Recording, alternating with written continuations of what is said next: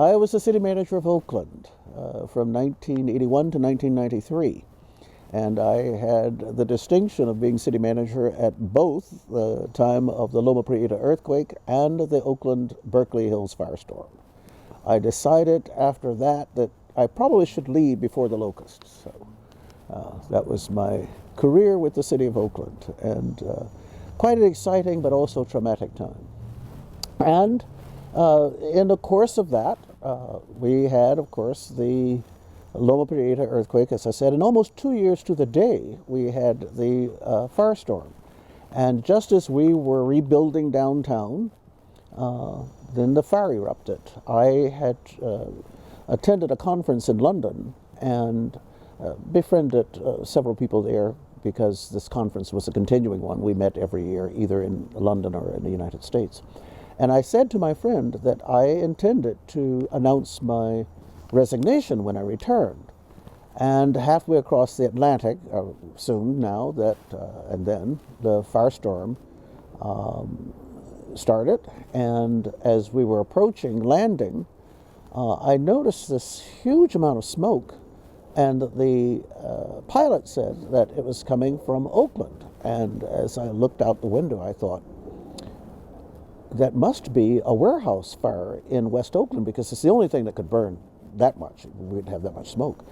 And then as we got closer to the ground, I realized that the fire was coming from the hills. And I remember just being very puzzled by that, thinking, there's nothing in the Oakland Hills that could burn like that. Well, we landed, and after I cleared customs, my niece met me in tears.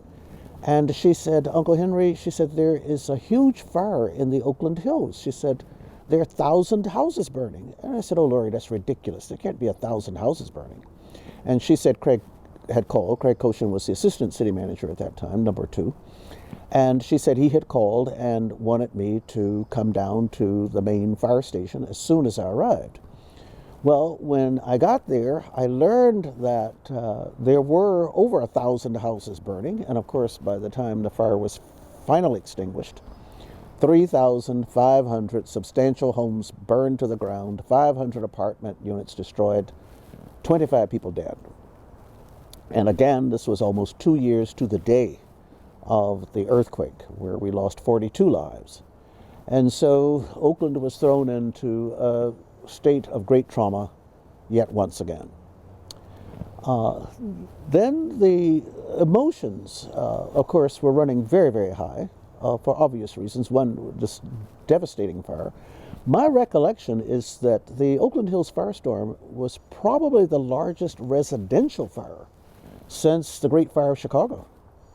We've had fires that were more destructive than that, but they were not residential fires. So putting all this back together, and the real challenge was not just the physical rebuilding, it was also the emotional rebuilding. I remember that when I look back and compare these two incidents, the earthquake and the firestorm, people were not blaming the city for the earthquake. They knew that we didn't have anything to do with the earthquake. But that was not true for the firestorm. And I remember attending a lot of these community meetings, and the emotions were just raw.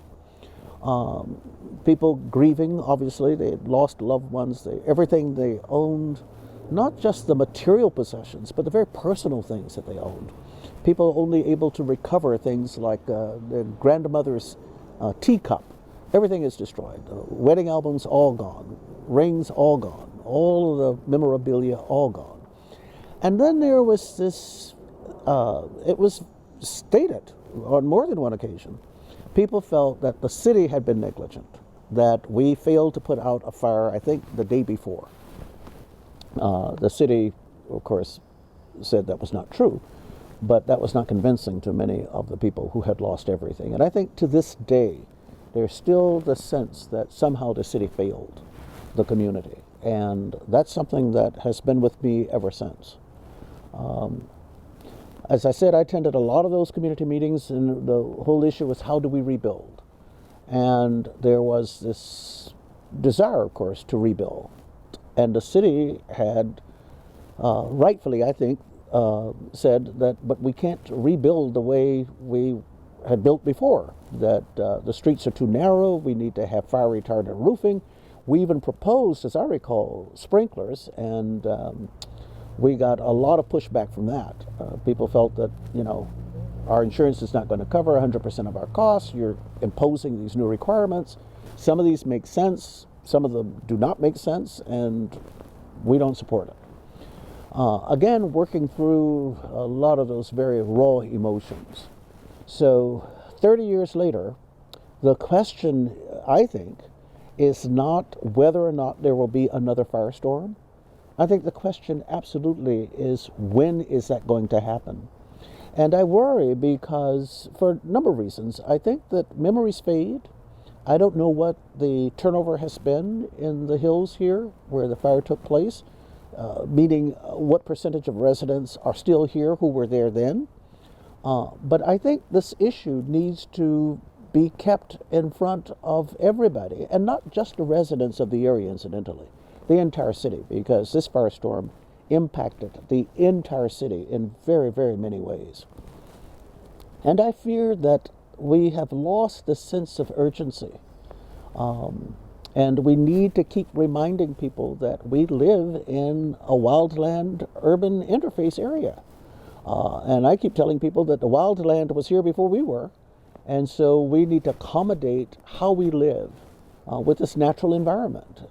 It is an enviable environment. People would love to live here.